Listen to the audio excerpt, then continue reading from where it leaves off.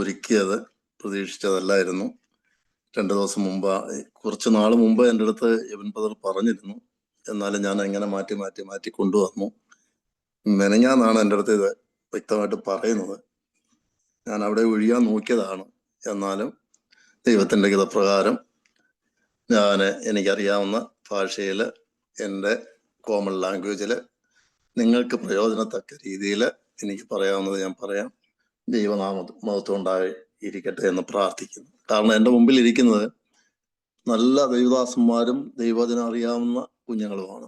പ്രത്യേകിച്ച് എല്ലാവർക്കും, ആരും ഇതിനകത്ത് മോശക്കാരും അനൂപുണ്ട്, ഡെബോറയുണ്ട്, രമ്യുണ്ട്, ബേബിയുണ്ട്. അവരൊക്കെ എന്ന് പറയുമ്പം വലിയ ദൈവദാസന്മാരുടെ മക്കളായിട്ട് ജനിച്ച് ഒക്കെ ഈ സമൂഹത്തിൽ, ഇതിലെല്ലാം ഉപരിയായിട്ട് പാസ്റ്റർ VM ജോർജ് പാസ്റ്റർ ഉണ്ട്. അപ്പം അവരുടെ അടുത്തൊക്കെ മുമ്പിൽ നിൽക്കുമ്പം നമ്മൾ എന്താ പറയേണ്ടതെന്ന് തന്നെ എനിക്കറിയില്ല. എങ്കിലും കുറവുകളുണ്ടെങ്കിൽ ക്ഷമിക്കുക. ദൈവം നല്ലത് തന്നെ വരുത്തട്ടെ എന്ന് പ്രാർത്ഥിക്കുന്നു. ഇങ്ങനൊരു സാഹചര്യം ഒരുങ്ങുമെന്നൊന്നും എൻ്റെ സ്വപ്നത്തിൽ പോലും ഞാൻ വിചാരിച്ചതല്ല ഒരു കാലത്ത്.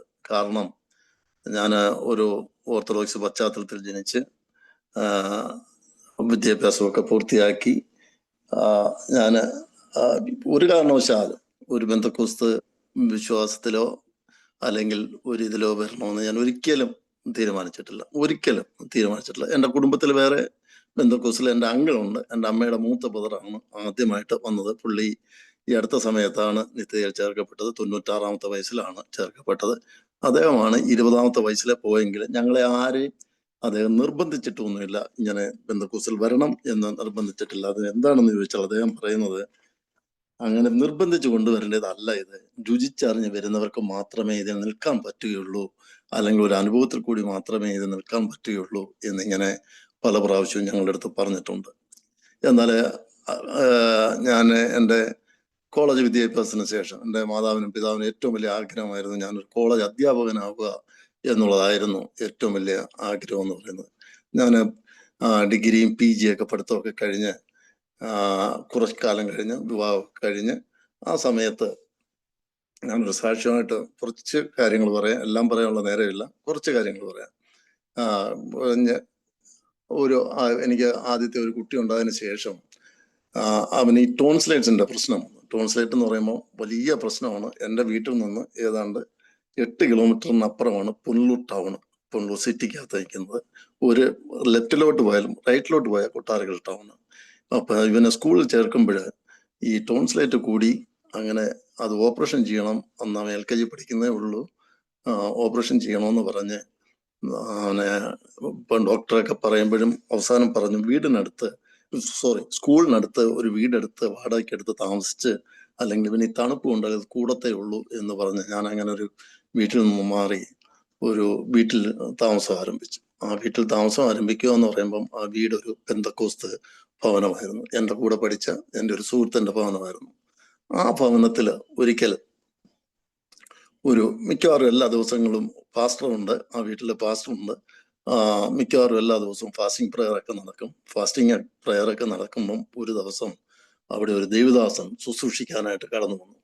ഈ ദേവദാസൻ ശുശ്രൂഷിക്കാൻ കടന്നു വന്നതെന്ന് പറയുന്നത് അദ്ദേഹം കോളേജിൽ പഠിച്ച ഒരു പയ്യനാണ്. വലിയ പ്രായമൊന്നുമില്ല. നമ്മുടെ ചർച്ചിൽ മാക്സിമം വന്നാൽ നമ്മുടെ ജിസിനെക്കാട്ടി അല്പം കൂടെ പ്രായം കാണും, അത്രയേ ഉള്ളൂ. അങ്ങ് കടന്നു വന്ന് ആ സമയത്ത് ഞാൻ ബിസിനസ്സിലാണ്, നല്ല ബിസിനസ്സിലാണ്, ഒരു വിഷയമില്ലാതെ ഓടിക്കൊണ്ടിരിക്കുന്ന ഒരു സമയം, നല്ല രീതിയിൽ ബിസിനസ് ചെയ്ത് പൈസയൊക്കെ ധാരാളം എൻ്റെ കയ്യിലുള്ള സമയത്താണ് ഇദ്ദേഹം സാറയുടെ മമ്മിയെ കാണുകയും പറഞ്ഞു, ആൻറ്റി എനിക്ക് കുറച്ച് കാര്യങ്ങൾ നിങ്ങളുടെ അടുത്ത്. ഇവൻ ബദറെ, ഞാൻ പറയുന്നത് വ്യക്തമാണോ? ക്ലിയർ ആണോ? അതെ അതെ, ക്ലിയർ ആണ്, നല്ല ക്ലിയർ ആണ്. എന്തെങ്കിലും ഉണ്ടെങ്കിൽ ഞാൻ പറയാം. അപ്പം പറഞ്ഞു, എനിക്ക് കുറച്ച് കാര്യങ്ങൾ നിങ്ങളുടെ അടുത്ത് പറയാനുണ്ട് എന്ന് പറഞ്ഞു. എനിക്ക് അങ്കിൾ എന്തി എന്ന് ചോദിച്ച് എൻ്റെ അടുത്ത് പറഞ്ഞു. ഞാൻ പറഞ്ഞ് അത് അവർ പെന്തക്കോസ്തി ചേർക്കാനുള്ള പണിയൊക്കെയാ എന്നൊക്കെ പറഞ്ഞ് ഞാൻ മാറി നിന്നെങ്കിലും അന്ന് വൈകിട്ട് ഞാൻ അദ്ദേഹത്തിൻ്റെ അടുത്ത് ചെന്ന് പ്രാർത്ഥിക്കാനിരുന്നപ്പം അദ്ദേഹം ദൈവത്തിൻ്റെ ആത്മാവിൽ എൻ്റെ അടുത്ത് കുറച്ച് കാര്യങ്ങൾ സംസാരിച്ചു. നിങ്ങൾ ശരിയായ രീതിയിൽ ഈ ദൈവസന്നിധിയിൽ മടങ്ങി വരിക. അപ്പോൾ ഞാനൊരു വലിയ ഭവനമൊക്കെ പണിതുകൊണ്ടിരിക്കുന്ന സമയമാണ്. അന്ന് ഞാൻ ഈ എറണാകുളത്ത് പൈസയുടെ ആധിക്യം കൊണ്ടോ എന്തോ ഈ എറണാകുളത്ത് ഈ ഒരു ഫ്ലാറ്റ്, ഞാൻ ഇപ്പൊ താമസിക്കുന്ന ഫ്ലാറ്റ് ചുമ്മാതെ വാങ്ങിച്ചിട്ടതാണ്. അതങ്ങനെ അതിന്റെ പൈസയൊക്കെ കൊടുത്ത് ഇങ്ങനെ ഇരിക്കുന്ന സമയമാണ് എല്ലാം ഇതൊക്കെ ആകുമ്പോഴും ഇദ്ദേഹം എൻ്റെ അടുത്ത് വ്യക്തമായിട്ട് പറയുന്നു, നിങ്ങൾ അങ്കിള് ഈ നല്ല മാർഗത്തിൽ തിരിച്ചു വരണം, ഈ ബിസിനസ് ഒന്നും ശാശ്വതമാവാൻ പാടാണ്, പ്രയാസമാണ്, അത് ദൈവം നിങ്ങളെ കണ്ടിരിക്കുന്ന മറ്റൊരു രീതിയിലാണ് എന്നൊക്കെ പറഞ്ഞ് എൻ്റെ അടുത്ത് കുറെ കാര്യങ്ങളൊക്കെ പറഞ്ഞു. എന്തായാലും ഞാനതൊന്നും അത്ര അപ്പൊ ഞാൻ അന്നും എനിക്ക് ഒരു ദുർസ്വഭാവം ഇല്ല അന്ന്. ദാറ്റ് മീൻസ് സിഗരറ്റ് വലിയോ അല്ലെങ്കിൽ മറ്റു പ്രശ്നങ്ങളോ അല്ലെങ്കിൽ മദ്യപാനവും ഒരു കുത്ത ഒന്നും ഇല്ലാത്തത് കൊണ്ട് എൻ്റെ ധാരണ ഈ അങ്ങനെയുള്ളവർക്കാണ് ബാക്കിയുള്ള കഷ്ടനഷ്ടങ്ങളെല്ലാം വരുന്നത് എന്നുള്ളതാണ് എൻ്റെ വിചാരം എന്ന് പറയുന്നത്. അപ്പോഴാണ് ഒരു കുറച്ച് കഴിഞ്ഞ് ഞാൻ വീടൊക്കെ ഫിനിഷ് ചെയ്ത് താമസം ആരംഭിച്ചെങ്കിലും എന്തൊക്കെയോ ഞാൻ ചെയ്യുന്ന ഏത് ബിസിനസ് ചെന്ന് തൊട്ടാലും അതെല്ലാം എനിക്ക് ഒരു നഷ്ടത്തിലേക്ക് നീങ്ങുന്ന ഒരു സാഹചര്യം വന്നു. എന്ത് തൊട്ടാലും നഷ്ടമല്ലാതെ വേറെ ഒരു ലാഭം എന്ന് പറയുന്ന ഒരു കാര്യങ്ങളിലും ഇല്ല. ഏത് കാര്യത്തിൽ ചെന്ന് തൊട്ടാലും നഷ്ടം. അങ്ങനെ എൻ്റെ കയ്യിലുള്ള ബാങ്കിലെ പൈസകളെല്ലാം ഇദ്ദേഹം പറഞ്ഞത് മാക്സിമം ഒരു വർഷമാണ് പറഞ്ഞത്. ഇത് പറഞ്ഞെങ്കിലും എൻ്റെ കയ്യിലുള്ള പൈസകളെല്ലാം തീരാൻ തുടങ്ങി, ബാങ്കിലെ പൈസകളെല്ലാം തീരാൻ തുടങ്ങി, നാട്ടുകാരുടെ ധാരാളം പണം എൻ്റെ കയ്യിലുണ്ട്, ആ പണം എല്ലാം തീരാൻ തുടങ്ങി. എല്ലാം തീർന്നു. അവസാനം വളരെ കഷ്ടതയിലും വളരെ വിഷമത്തിലും ആയി. ഞാൻ 2000 ആയപ്പോഴത്തേക്കും 98, 99, 2000 ആ വർഷം 25 വർഷത്തിന് മുമ്പ് വളരെ ബുദ്ധിമുട്ടിൽ കൂടി കടന്ന് ഇങ്ങനെ പോകുമ്പോഴാണ് ഞാൻ 2002 ഈ ദൈവത്തെ കൂടുതൽ രുചിച്ചറിയുവാനും, അതിനുശേഷം പിന്നെ ഞാൻ എവിടെ ഈ പ്രാർത്ഥന കാര്യങ്ങള് കൂട്ടായ്മകള് ഓർത്തഡോക്സ് സഭയിൽ നിൽക്കുമ്പോൾ തന്നെ ഏത് പ്രാർത്ഥന കൂട്ടായ്മകൾക്കും എവിടെ കിട്ടിയാലും പോകാനുള്ള ഒരു സന്മനസ്, 10 രൂപ എൻ്റെ കയ്യിലുണ്ടെങ്കിലും ഞാൻ പിന്നീട് ഈ കൂട്ടായ്മകൾക്ക് പോകുമായിരുന്നു. എൻ്റെ പ്രധാന കാരണം വേറൊന്നിനും അല്ലായിരുന്നു, എനിക്കൊരു ആശ്വാസം ലഭിക്കുന്നത് ദൈവവചനത്തിൽ കൂടിയാണെന്ന് എനിക്ക് മനസ്സിലായി. ഞാൻ ആ ദൈവവചനത്തിന്റെ പിൻമാലെ ഓടാൻ തുടങ്ങി 2003 ഫെബ്രുവരി മാസം 9-ാം തീയതി ഞാനും എൻ്റെ കുടുംബവും, ഞാനും അവളും മാത്രം സ്നാനപ്പെട്ട് ഈ കർത്താവിന്റെ സഭയോടെ ചേരുവാൻ കാരണമായി. അങ്ങനെ എന്നാൽ 2000 ആയപ്പോഴത്തേക്ക് ദൈവം എൻ്റെ അവസ്ഥകൾക്കെല്ലാം ഭേദങ്ങൾ വരുത്താൻ തുടങ്ങി. എൻ്റെ പഴയ ബിസിനസ് കാര്യങ്ങളെല്ലാം ഞാൻ സ്റ്റാർട്ട് ചെയ്തു. എല്ലാ കാര്യങ്ങളും എനിക്ക് ഒരു ദോഷവും തട്ടാതെ എന്നെ ദൈവം പരിപാലിച്ച് ഇവിടം വരെയും കൊണ്ട് എത്തിച്ചു എന്നുള്ളതൊരു വലിയ ഇതിനകത്ത് പറയാനാണെങ്കിൽ ധാരാളം കാര്യങ്ങളുണ്ട്.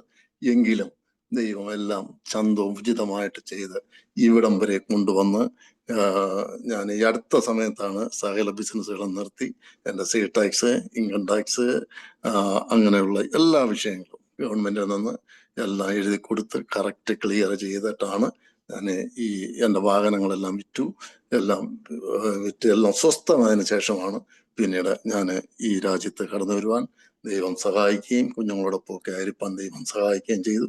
ഇത്രത്തോളം ദൈവം തന്ന എല്ലാ നന്മകൾക്കായിട്ട് സ്തോത്രം. അപ്പോൾ കടഭാരത്തിന്റെ വേദന എനിക്ക് അറിയാമായിരുന്നു. ഏറ്റവും കൂടുതൽ അറിയാവുന്ന വ്യക്തിയായിരുന്നു ഞാൻ. കടഭാരം, എന്തുവാണ് കടഭാരം? ഞാൻ അന്ന് സാക്ഷ്യങ്ങളൊക്കെ പറയുമ്പോൾ ഒരു കാര്യം പറയുമായിരുന്നു, ഏത് രോഗം വന്നാലും കടഭാരം വരരുത് എന്ന ആഗ്രഹക്കാരനാണ് ഞാൻ. അതുകൊണ്ടാണ് ഞാൻ സഭയിലായാലും നിങ്ങളുടെ ഇടയിലായാലും പറയുന്നത്, നിങ്ങൾ വളരെ സൂക്ഷിച്ച് ജീവിക്കണം എന്ന് പറയാനുള്ള ഒരു കാരണം ഇത് തന്നെയായിരുന്നു. ദൈവം നിങ്ങളെ അനുഗ്രഹിക്കട്ടെ. ഇതുപോലെ കടഭാരത്തിൽ കടന്നു വന്ന് രക്ഷപ്പെട്ട അനേകരുണ്ട്.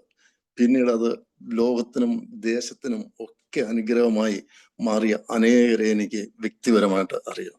ആ കൂട്ടത്തിൽ തന്നെ ദൈവം എന്നെയും ശക്തമായി കർത്താവ് തിരിച്ചു കൊണ്ടുവന്നു, ബിസിനസ്സിൽ തിരിച്ചു കൊണ്ടുവന്നു. ഞാൻ നല്ല രീതിയിൽ ജീവിപ്പാൻ എന്നെ ദൈവം സഹായിച്ചു. അതൊക്കെ കർത്താവ് നടത്തിയ എല്ലാ വഴികൾക്കും ദൈവത്തിന്റെ മുമ്പിൽ ഞാൻ എന്നും കടപ്പെട്ടവനായിരിക്കും എന്നുള്ളത് ഒരു ഉറച്ച തീരുമാനത്തോടെ ഇന്നും മുന്നോട്ട് പോകുന്നു. അതുകൊണ്ടാണ് ഈ പ്രായത്തിലും ഈ ഔട്ട്റീച്ച് മിനിസ്ട്രി എന്ന് പറഞ്ഞാലും, അവിടെ നിന്ന് തണുപ്പെന്ന് പറഞ്ഞാലും ചൂടെന്ന് പറഞ്ഞാലും ഇപ്പോഴും ഈ ദൈവത്തിന് വേണ്ടി ഓടുവാനുള്ളൊരു ആകാംക്ഷയും അതിനു വേണ്ടി എന്ത് ചെയ്യാനും നമ്മൾ ഇപ്പോഴും നമ്മുടെ ആരോഗ്യമൊന്നും പ്രശ്നമില്ലാതെ മുന്നോട്ട് പോകാനൊക്കെ ദൈവം ഞങ്ങളെ നടത്തിയ വഴികൾ ഓർക്കുമ്പോൾ ഒരു സമയത്ത് സാറയൊക്കെ സ്കൂളിൽ പഠിക്കുന്ന സമയത്താണെന്നുണ്ടെങ്കിൽ ഫീസ് കൊടുക്കാൻ നിവൃത്തി വരുമോ ഇല്ലയോ എന്ന് സംശയിച്ച് നിൽക്കുന്ന നാളുകളിൽ അന്നത്തെ സാഹചര്യം അനുസരിച്ച് അവള് നല്ല സ്കൂളിലാണ് പഠിക്കുന്നത്, CBSE നല്ല സ്കൂളിലാണ് പഠിക്കുന്നത്, കൊല്ലം ജില്ലയിലെ തന്നെ പ്രധാനപ്പെട്ട സ്കൂളിലാണ് പഠിച്ചത്. അപ്പം ഫീസ് കൊടുക്കാൻ പറ്റുമോ എന്ന് വരുന്ന സമയത്ത് എവിടുന്നെങ്കിലും കുറച്ച് പൈസ വരും, അത് അടച്ച് അങ്ങനെ തീർത്ത് 2000 ആയപ്പോൾ ദൈവം അവസ്ഥകൾക്കെല്ലാം ഭേദം വരുത്തി.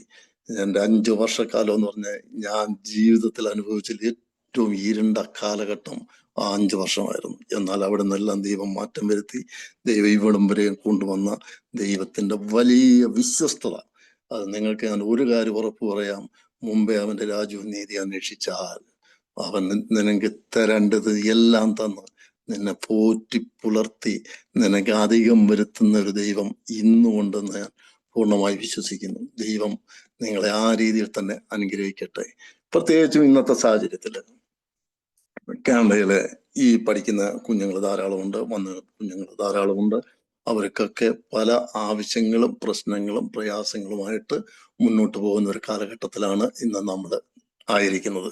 പ്രത്യേകിച്ചും സാഹചര്യങ്ങൾ വളരെ മാറി മറിഞ്ഞപ്പം നമുക്ക് വേറെ ആശ്രയിക്കാൻ ആരുമില്ല. ഞങ്ങൾ ധാരാളം പേര് പഠിക്കാൻ കടന്നു വന്നു. അവരെല്ലാം ബാങ്ക് ലോൺ എടുത്തവരുണ്ട്, അല്ലാതെ എടുത്തവരുണ്ട്, കടം വാങ്ങിയവരുണ്ട്.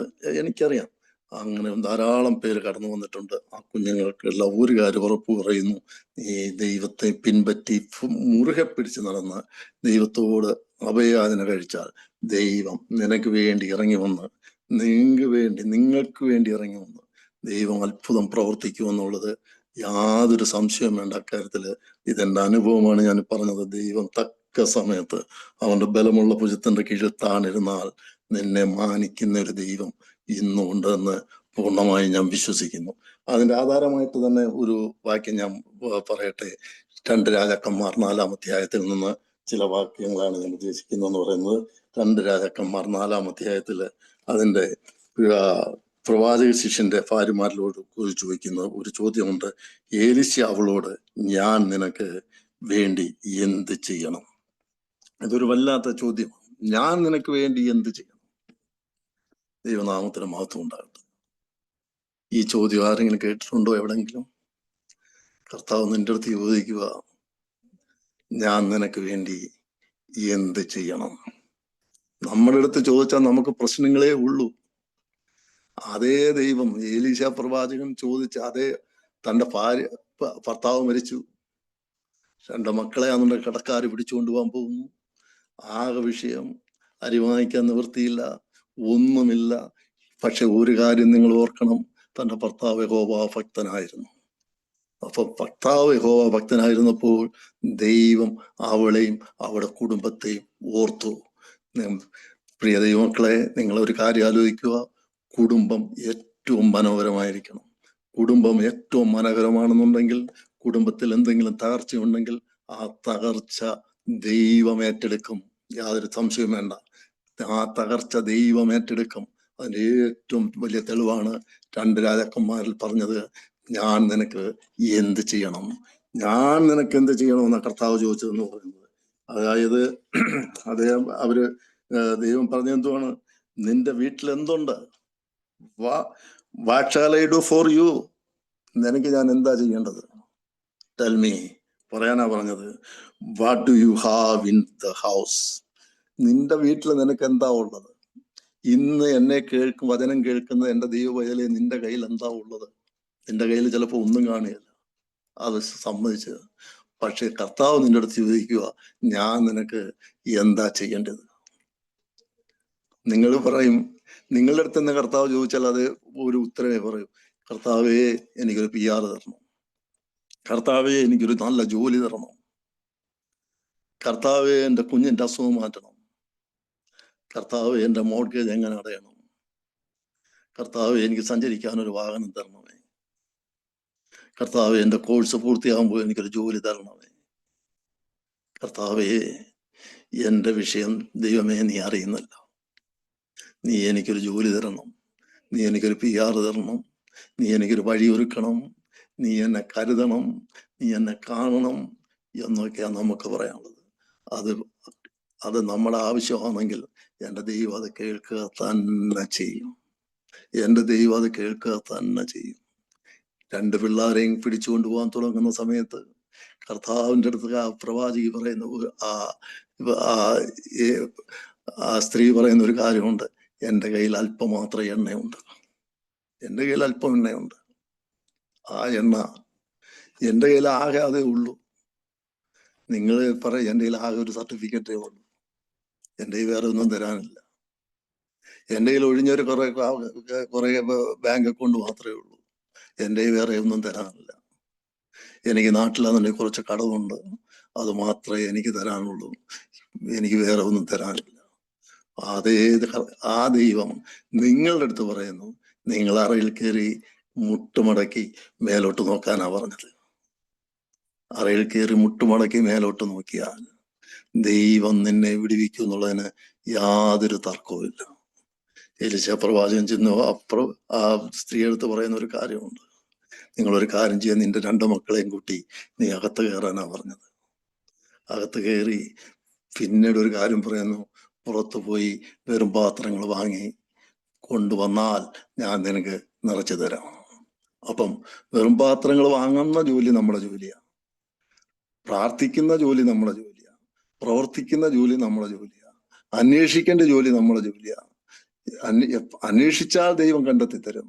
നിന്നെ ആണെന്നുണ്ടെങ്കിൽ നടത്തുവാൻ ശക്തനായ ദൈവം പറയുന്നു, നീ പുറത്തു പോയി നീ ജോലി ചെയ്താൽ, അല്ലെങ്കിൽ നീ പുറത്തു പോയി അന്വേഷിച്ചാൽ, നീ പുറത്തു പോയി പാത്രം വാങ്ങിക്കൊണ്ട് വന്നാൽ ആ നിറച്ചു തരാൻ, നിന്റെ കയ്യിൽ അല്പമുള്ളത് നിറച്ചു തരാൻ ഞാൻ ശക്തനായ ദൈവമാണ്. ആ ശക്തനായ ദൈവം നിങ്ങളോടും പറയുന്നു, നിങ്ങൾ അന്വേഷിച്ചാൽ ദൈവം നിങ്ങൾക്ക് വഴി ഒരുക്കിയിരിക്കും. നിങ്ങൾ വിഷമിക്കേണ്ടാത്ത അല്പതാമസങ്ങളൊക്കെ വരുമായിരിക്കും, അല്പതാമസമൊക്കെ വരുമായിരിക്കും, പക്ഷേ ഒരു വഴി നിങ്ങൾക്ക് വേണ്ടി തുറന്നിരിക്കും എന്നുള്ളതിന് യാതൊരു സംശയവുമില്ല. ആ അധ്യായത്തിൽ ആ പാരഗ്രാഫിൽ പറയുന്ന ഒരു കാര്യമുണ്ട്, ഈ കുഞ്ഞുങ്ങൾ വന്ന് പറയുന്നു, എന്തുവാണ്, പാത്രങ്ങള് കടം വാങ്ങിച്ചതെല്ലാം തീർന്ന് ഇനി പാത്രമൊന്നും എടുക്കാനില്ല. അപ്പോൾ വേദപുസ്തകം പറയുന്നു, അപ്പോൾ അവിടെ എണ്ണ നിന്നു, അപ്പോൾ അവിടെ എണ്ണ നിന്നു. നിന്റെ അധ്വാനം കുറയുമ്പോൾ നിന്റെ എണ്ണ അവിടെ നിൽക്കും. എന്നാലും ഉള്ള എണ്ണ കൊണ്ട് നീ മൊത്തം നിറച്ച്, നീ ആണെന്നുണ്ടെങ്കിൽ കടവും വീട്ടി ബാക്കിയുണ്ട് ഉള്ളത് കൊണ്ട് നീ ഉപജീവനം കഴിച്ചുകൊള്ളാനും പറയുക. എൻ്റെ പ്രിയ ദൈവവേദനെ, നമ്മുടെ കയ്യിൽ എന്താ ഉള്ളത്? ആ കൊടുത്ത ദൈവത്തിന്റെ കൈകളിലേക്കൊന്ന് കൊടുത്തിട്ട് പറ, എൻ്റെ കർത്താവേ, എൻ്റെ കയ്യിൽ ഇത്ര മാത്രമേ ഉള്ളൂ, എനിക്ക് തരുവാൻ വേറെ ഒന്നുമില്ല. എനിക്കുള്ളത് 2 കുഞ്ഞുങ്ങളാ, എനിക്കാണെന്നുണ്ടെങ്കിൽ എനിക്ക് താമസിക്കാൻ ഒരു വീട് വേണം. നമുക്ക് ഇന്ന് ഈ ലോകത്തിൽ ആവശ്യം ഇതൊക്കെയാ, അത്യാവശ്യമായ കാര്യങ്ങളാ. പ്രത്യേകിച്ച് ഈ രാജ്യത്ത് വരുമ്പം നമുക്ക് ജീവിക്കാൻ വേണ്ടി ആവശ്യമായ പൈസ വേണം, അല്ലെങ്കിൽ നമുക്ക് ഇവിടെ നിലനിൽക്കാനുള്ള പേപ്പറുകൾ വേണം, നമ്മുടെ വിദ്യാഭ്യാസം പൂർത്തിയാക്കണം, നമുക്കൊരു ജോലി ലഭിക്കണം. ഇതെല്ലാം നമ്മുടെ ഈ രാജ്യത്ത് നമ്മുടെ ആവശ്യമാണ്. നമുക്കിത് ആരുടെടുത്തും ചോദിക്കാനില്ല. നീ നിന്റെ കണ്ണ് പർവ്വതങ്ങളിലേക്ക് ഉയർത്തിയാൽ എവിടെ നിന്ന് നിന്റെ സഹായം വരും? നിന്റെ സഹായം ആകാശത്തെയും ഭൂമിയെയും ഉണ്ടാക്കിയ യഹോവയെങ്കിൽ നിന്ന് വന്ന് ആ സങ്കീർത്തനക്കാരനോട് കൂടെ ചേർന്ന് പറഞ്ഞ് ദൈവത്തെ മഹത്വപ്പെടുത്തുവാൻ ദൈവം നിന്നെ ആഹ്വാനം ചെയ്യുക. നീ ഇന്ന് തന്നെ നിന്റെ ആവശ്യങ്ങൾക്ക്, നിനക്ക് PR ആണോ വേണ്ടത്, നിനക്ക് ഭവനമാണോ വേണ്ടത്, നിന്റെ കുഞ്ഞുങ്ങളെയും കൊണ്ട് നിങ്ങൾ 2 പേരും കൂടെ അകത്ത് കയറി കതവടച്ച് ഉയരത്തിലോട്ട് നോക്ക്. ദൈവം നിനക്ക് വേണ്ടി വഴികളെ തുറന്നിരിക്കും, യാതൊരു തർക്കവും ഇല്ല. ഇത് അനുഭവത്തിന്റെ പുറത്താണ് ഞാൻ ഈ പറയുന്നത്, അനുഭവത്തിന്റെ പുറത്ത്. ഞാനൊരു കാര്യം ഞാൻ പറയാം. സാറ ഇവിടെ വന്ന് അത് പറയാതിരിക്കാൻ ഒക്കത്തില്ല. ഈ നല്ല ആദ്യമൊക്കെ വളരെ ബുദ്ധിമുട്ട് സമയത്ത് അവള് കുറെ അനുഭവിച്ചിട്ടുണ്ട്. ഒരു ദിവസം അവള് വരുന്ന വഴി കടയിൽ പോയിട്ട്, ഏതോ വാട്ട്മാർട്ടിലായിരിക്കും പോയിട്ട് വരുന്ന വഴി ഈ പറയുന്ന പോലെ പൈസ ഇല്ലാഞ്ഞിട്ട് കുഞ്ഞ് വളരെ വിഷമിച്ചു വന്നപ്പോൾ ഒരു ചെറിയ കാറ്റടിച്ചു. ഒരു കാറ്റ് അവളുടെ മുമ്പിൽ കൂടെ കടന്നുപോയി. വളരെ വിഷമിച്ചാണ് അവൾ കടയിൽ പോയിട്ട് തിരിച്ചു വന്നത്. ആ കാറ്റിനകത്ത് നിങ്ങൾക്കറിയാമോ, ഒരു $20 അവളുടെ മുമ്പിൽ കൊണ്ടിട്ട് കൊടുത്തു. ഇടവും ബലവും മുൻപും പിൻപും നോക്കി, ആരെയും കണ്ടില്ല. വരുന്ന വേറെ ആരുടെയെങ്കിലും ആണോ എന്ന് നോക്കി, ആരെയും കണ്ടില്ല.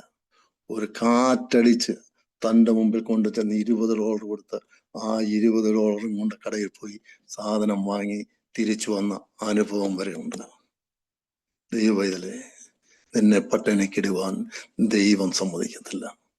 ദൈവമുള്ള വഴികളെ ദൈവം നിനക്ക് തുറക്കും. അതാണ് എലീശ പ്രവാചകന്റെ പ്രവാചകൻ ആ സ്ത്രീയോട് പറഞ്ഞതുപോലെ, നീ ഒരു കാര്യം ചെയ്യുക, നീ ഉപജീവന മാർഗം കഴിക്കാൻ നിനക്ക് ഈ എണ്ണ ധാരാളം മതി. ഈ എണ്ണ ധാരാളം മതി. കടം വിട്ടുവാൻ, കടം പരിഹരിക്കുവാൻ നിനക്ക് ധാരാളം മാർഗങ്ങളെ ദൈവം തരും. നമുക്കറിയാമല്ലോ യോബിന്റെ അനുഭവം ഒന്ന് നോക്കിയേ. യോബിന്റെ അനുഭവത്തിൽ നിന്ന് പഠിച്ചു കഴിഞ്ഞാൽ യോബ് എത്രയോ സമ്പത്തായിട്ട് ജീവിച്ചതാ. എത്രയോ സമ്പത്തായിട്ട് ജീവിച്ചു.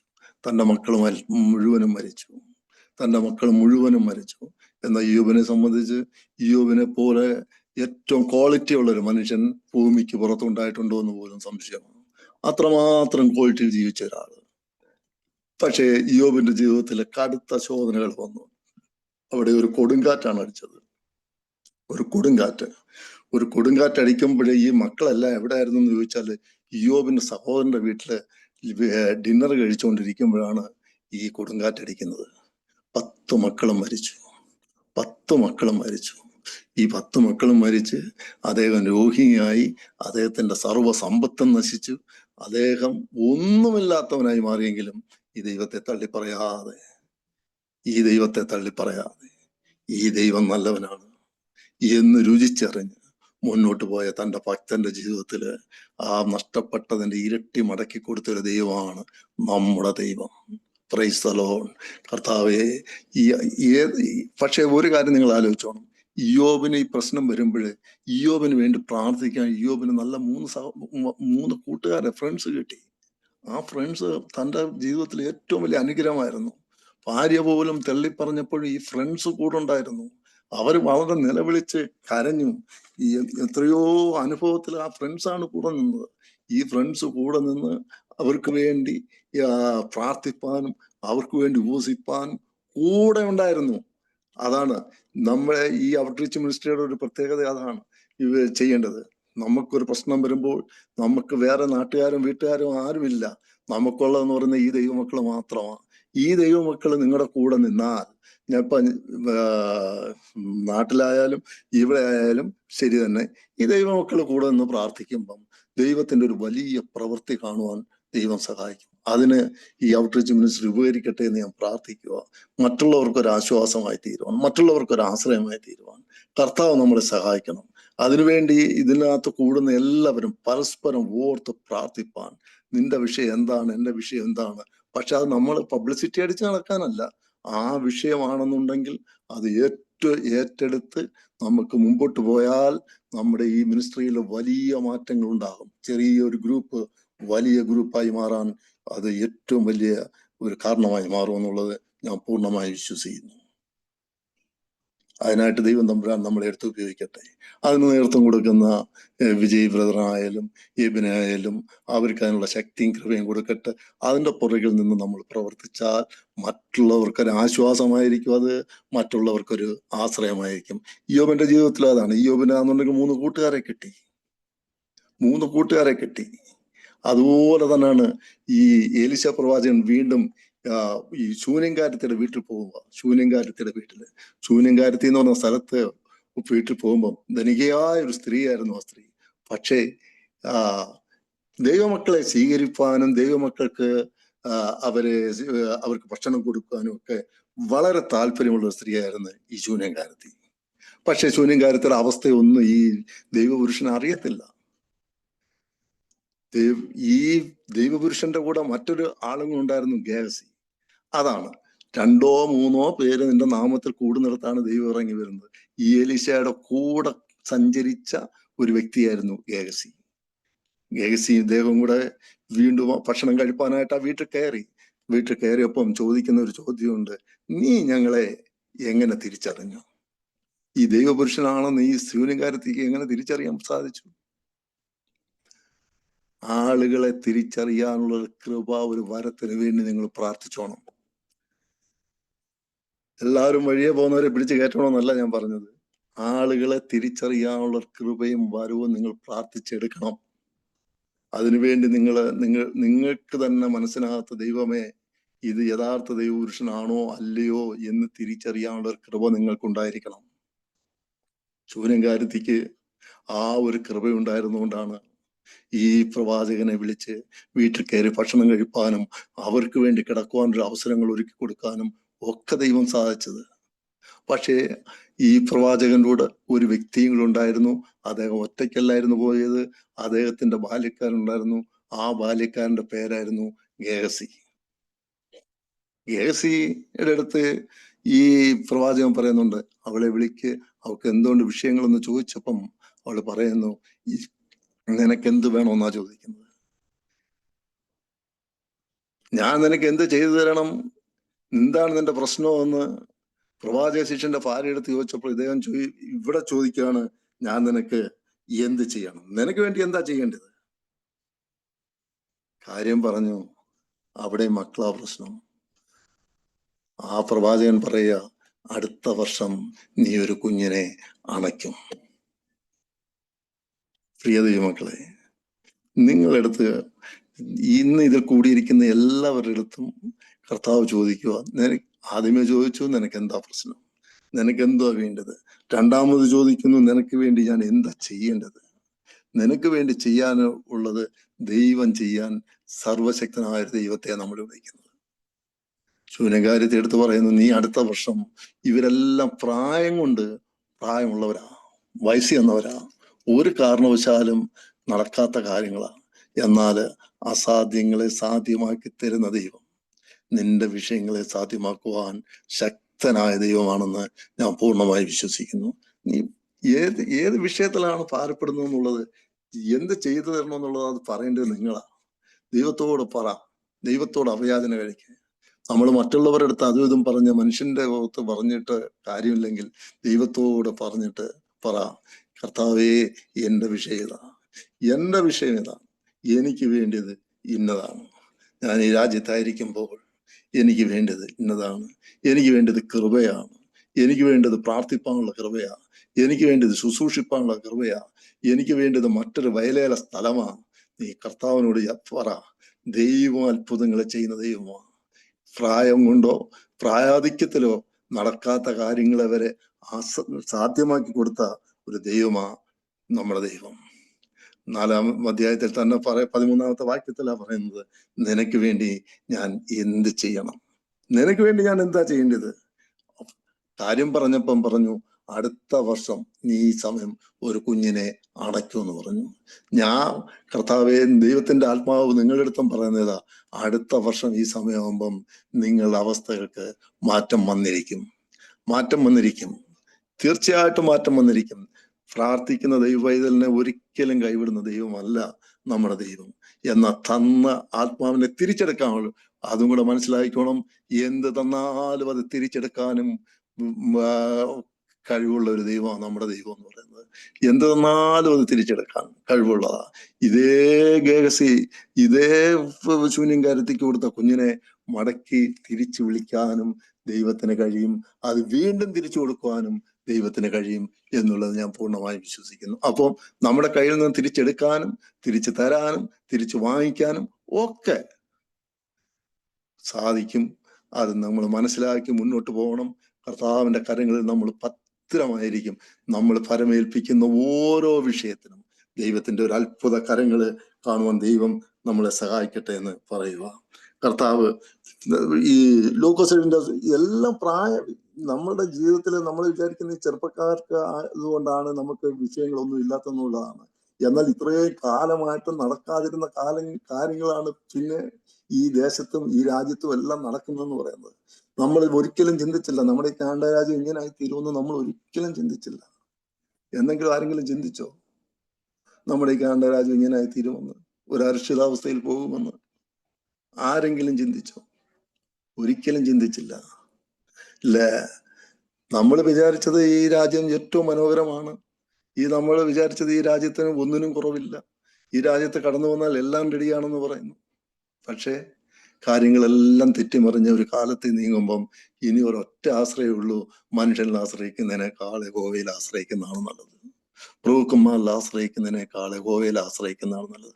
ആ ദൈവം നിങ്ങളെ ഒരു കാരണവശാലും കൈവിടുകയില്ല എന്നുള്ളത്. നമുക്കൊരു പ്രതിയോഗി ഉണ്ടെങ്കിലേ നമ്മൾ പ്രാർത്ഥിക്കും. നമ്മൾ മുമ്പ് അതാണ് മനസ്സിലാക്കേണ്ടത്. നമുക്കൊരു പ്രതിയോഗി ഉണ്ടെങ്കിൽ ഈ ഒരു വിഷയം ഉണ്ടെങ്കിൽ നമ്മൾ കൂടുതൽ പ്രാർത്ഥിക്കും. നമ്മുടെ മുമ്പിൽ നമ്മുടെ വിഷയങ്ങൾ നിൽക്കുമ്പോൾ നമുക്ക് ഉദ്ദേശിച്ച നമ്മുടെ ഒരു പ്രൊഫഷൻ ലഭിച്ചില്ല എന്നുണ്ടെങ്കിൽ നമ്മൾ കൂടുതൽ പ്രാർത്ഥിക്കും. നമ്മൾ ഉദ്ദേശിച്ച ഒരു ജോലി നമുക്ക് ലഭിച്ചില്ലെന്നുണ്ടെങ്കിൽ നമ്മൾ കൂടുതൽ പ്രാർത്ഥിക്കും. നമുക്കൊരു പേപ്പർ ലഭിച്ചില്ലെന്നുണ്ടെങ്കിൽ നമ്മൾ കൂടുതൽ പ്രാർത്ഥിക്കും. ഹന്നായെ എടുത്തു നോക്കി. ഹന്ന ഇത്രയും പ്രാർത്ഥനക്കാരി ആവാൻ കാരണം എന്തോ? ഹന്ന ഇത്രയും പ്രാർത്ഥനക്കാരിയാകാൻ ഏക കാരണം എന്ന് പറയുന്നത് പെനീനയാണ്. കൂടുള്ള പെനീനയാണ് ഹന്ന ഏറ്റവും വലിയ പ്രാർത്ഥനക്കാരിയാവാനുള്ള കാരണം എന്ന് പറയുന്നത്. അല്ലെങ്കിൽ ഹന്ന അത്രയും പ്രാർത്ഥിക്കത്തില്ല. ഹന്ന ഒരു ഉഴപ്പും പ്രാർത്ഥനയും കൊണ്ട് അങ്ങ് നിന്ന് പോയനെ. പക്ഷെ ഹന്ന നിന്ന ഏൽക്കേണ്ടി വന്നതുകൊണ്ടാണ്, അല്ലെങ്കിൽ പരിഹാസം ഏൽക്കേണ്ടി വന്നതുകൊണ്ടാണ് തീർച്ചയായിട്ടും ഹന്ന ഒരു പ്രാർത്ഥനക്കാരിയായി. ആ പ്രാർത്ഥനയ്ക്ക് മറുപടി കൊടുത്തപ്പോഴോ ലോകം കണ്ടതിൽ വെച്ച് ഏറ്റവും വലിയ പ്രവാചകനെ ആ ദൈവം കൊടുക്കുകയും ചെയ്തത്. എത്രയോ അഭിഷിക്തന്മാരെ അഭിഷേകം ചെയ്യാനുള്ള കൃപ ദൈവം കൊടുത്തു. പക്ഷേ അത് ഹന്നയാന്നുണ്ടെങ്കിൽ വിഷയം പറഞ്ഞു പ്രാർത്ഥിച്ചു, എനിക്കൊരു പുരുഷ പ്രജയെ തന്നെ തരണം. സ്ത്രീ ജനത്തെ ചോദിച്ചില്ല. ഒരു സ്ത്രീ പ്രജയെ തന്നാൽ, അല്ലെങ്കിൽ ഒരു സ്ത്രീ എനിക്കൊരു മോളെ തരണമെന്ന് പറഞ്ഞില്ല. എനിക്കൊരു മോനെ തന്നാൽ ആ മകനെ ഞാൻ ദൈവത്തിന്റെ വേലയ്ക്ക് വിടുമെന്ന് അന്ന വളരെ വ്യക്തമായിട്ട് പ്രാർത്ഥിച്ചു. അത് തന്നെ കൊടുക്കുകയും ചെയ്തു. ലോകം കണ്ടതിൽ വെച്ച് ഏറ്റവും നല്ല, ഏറ്റവും വലിയ ഒരു സുവിശേഷകനായിട്ട് മാറുകയും ചെയ്തു. അല്ലെങ്കിൽ ഏറ്റവും വലിയ അഭിഷിക്തനായിട്ട് മാറി. ദാവീദിനെ പോലും അഭിഷേകം ചെയ്യാനുള്ള കൃപ ദൈവം കൊടുത്തു. അതാണ് ഹന്നയുടെ ജീവിതത്തിൽ സംഭവിച്ചെന്ന് പറയുന്നത്. പ്രിയ ദൈവത്തിലെ നമ്മൾ എന്തിനു വേണ്ടിയാണ് പ്രാർത്ഥിക്കുന്നത്? നമ്മുടെ പ്രാർത്ഥനയുടെ ഉദ്ദേശവും നമ്മൾ പറയേണ്ട കാര്യങ്ങളും ദൈവത്തിന്റെ അടുത്ത് വ്യക്തമായി സംസാരിക്കുമ്പോൾ ദൈവം നമ്മുടെ അടുത്ത് സംസാരിക്കും. പക്ഷെ വേറൊരു കാര്യമുണ്ട്, നമ്മുടെ കാര്യങ്ങൾ കിട്ടിക്കഴിയുമ്പം പിന്നെ നമ്മൾ പുറകോട്ട് പോകരുത്. പലർക്കും വരുന്ന കുഴപ്പം അതാ. ഞാൻ തന്നെ പലപ്പോഴും പുറകോട്ട് പോയ അവസരങ്ങൾ ഒരുപാട് ഉണ്ടായിട്ടുണ്ട്. തിരക്ക്, ഒരുപാട് തിരക്ക്. ഇന്നിവിടെ നിൽക്കുമ്പോൾ നാളെ കോഴിക്കോട്ട് നിൽക്കുമ്പോൾ മറ്റന്നാൾ കണ്ണൂര്. എന്തെല്ലാം പ്രശ്നങ്ങൾ. നമ്മുടെ സ്വപ്നങ്ങളും കാര്യങ്ങളും ഒക്കെ നമുക്ക് വലുതാ. നിന്റെ സ്വപ്നങ്ങളൊക്കെ നല്ലതാ. ഞാൻ വേണമെങ്കിൽ ഒരു കാര്യം ഞാൻ പറയാം. എൻ്റെ അനുഭവത്തിൽ ഈ അടുത്ത സമയത്ത് നടന്നൊരു അനുഭവം ഞാൻ പറയാം. 2018 ഡിസംബറിൽ എൻ്റെ ഒരു വണ്ടി, ഞാൻ അന്ന് വൈകിട്ട് എൻ്റെ ഒരു സുഹൃത്തിന്റെ ഒരു കട എറണാകുളത്ത് ഓപ്പണിംഗ് ഉണ്ട്. അത് ഉദ്ഘാടനം ചെയ്യുന്നത് കണ്ണൂക്കാരാണ്. അത് ഉദ്ഘാടനം ചെയ്യുന്നത് കേരള വ്യവസായ ലോകത്തിന്റെ ഏറ്റവും ഉന്നതനെന്നറിയപ്പെടുന്ന MA യൂസഫ് അലിയാണ്. എന്നെയും ക്ഷണിച്ചു. ഞാനത് പോകണമെന്ന് വിചാരിച്ചിരിക്കുന്നു. പോകണമെന്ന് വിചാരിച്ച് റെഡിയായി നിൽക്കുമ്പോൾ പിറ്റേന്ന് പോകണം, 22-ാം തീയതി പോകണം. 21-ാം തീയതി രാത്രി എനിക്ക് തൃശ്ശൂർ വാടാനപ്പള്ളി പോലീസ് സ്റ്റേഷനിൽ നിന്നൊരു ഫോൺ കോൾ വരുന്നു. നിങ്ങൾ KL 39F6141 നിങ്ങളുടെ വാഹനമാണോ? അതെ, ഞാൻ ഇത് വാടാനപ്പള്ളി പോലീസ് സ്റ്റേഷനിൽ നിന്നാണ്, തൃശ്ശൂർ നിന്നാണ്.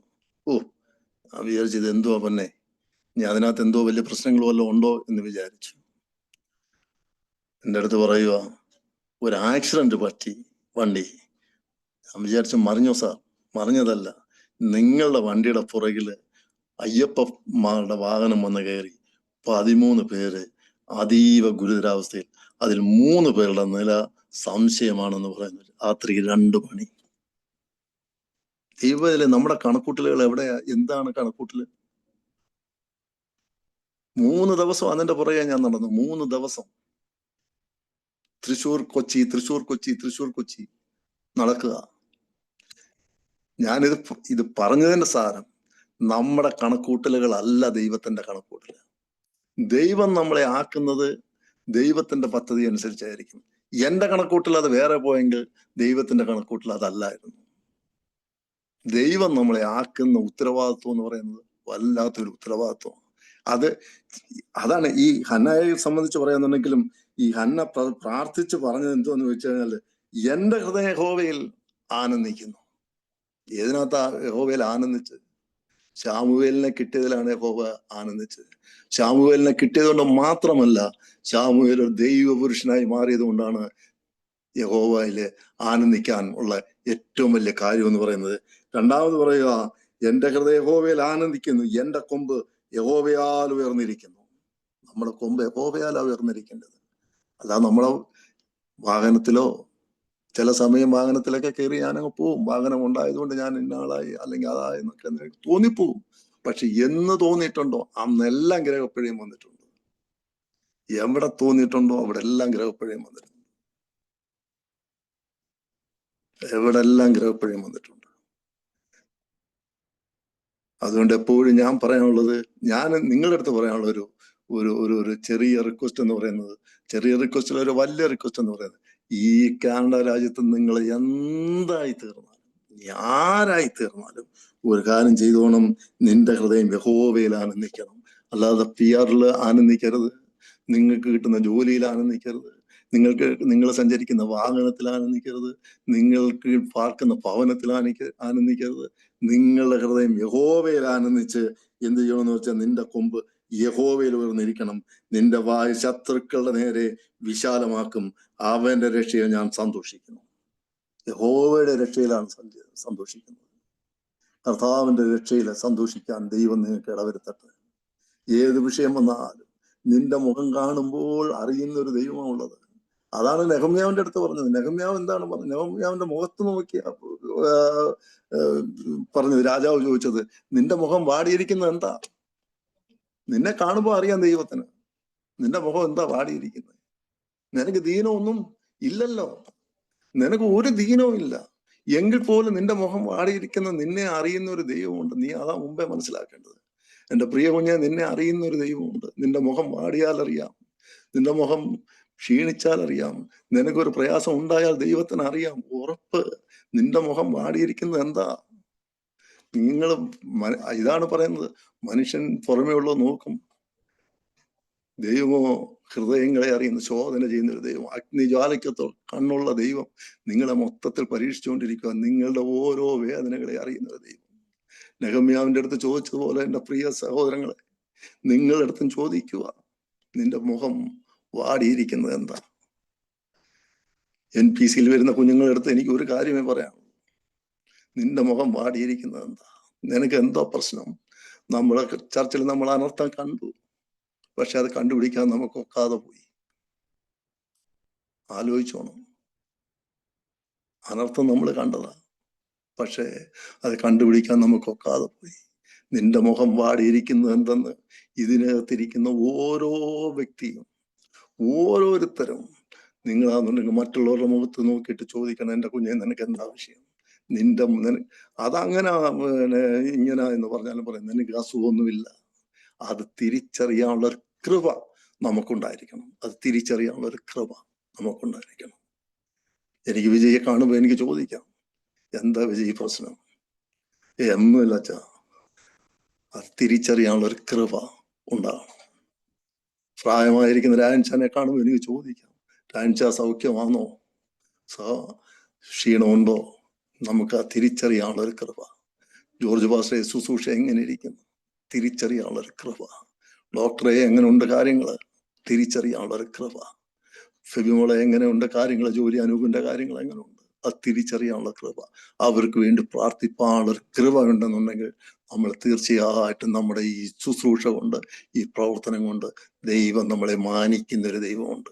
കർത്താവ് പറയുന്നത്, എന്നെ മാനിച്ചാ ഞാൻ നിന്നെ മാനിക്കുന്ന ദൈവമാണ്.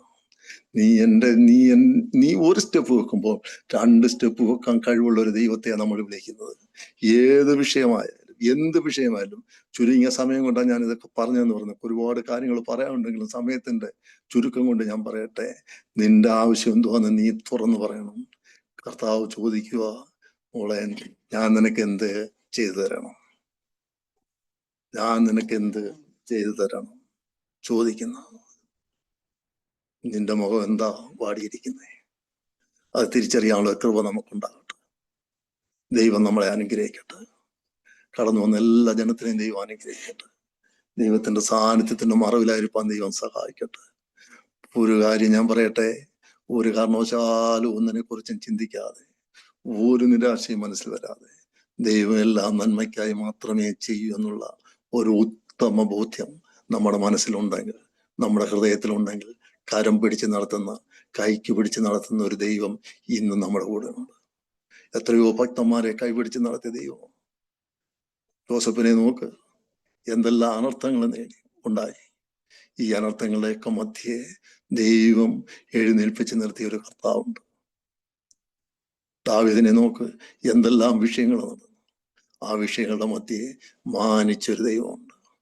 ഹന്നായെ പോലെ നിങ്ങൾ കരയുവാനോ? ദൈവം നിങ്ങളെ മാനിക്കുന്ന ദിവസം ഉണ്ട്, ഉറപ്പ്. പക്ഷെ ഒരു കണ്ടീഷൻ ചെയ്യണം, എനിക്ക് എന്ത് കിട്ടിയാലും ഒരു കാര്യം ചെയ്യാം, യഹോവയിൽ ആനന്ദിക്കും, യഹോവയിൽ സന്തോഷിക്കും, യഹോവയിൽ സന്തോഷിക്കും. ഞാൻ ആരോ ആയിക്കോട്ടെ, ഇനി ഇവിടെ ഏത് പ്രൊഫഷണൽ ജോലിയോ ആയിക്കോട്ടെ, ഞാൻ യഹോവയിൽ സന്തോഷിക്കും.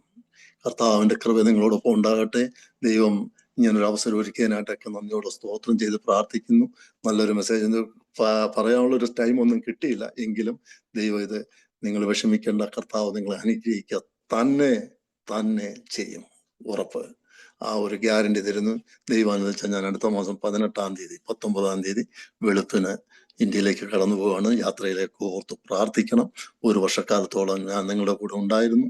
ദൈവം നിങ്ങളെയൊക്കെ അനുഗ്രഹിക്കട്ടെ. മടങ്ങി വരുന്ന കാര്യം പിന്നീട് ആലോചിക്കുന്നുണ്ട്. ദൈവം എല്ലാവരെയും അനുഗ്രഹിക്കട്ടെ. വചനങ്ങളാൽ ദൈവം നിങ്ങളെ അനുഗ്രഹിക്കട്ടെ.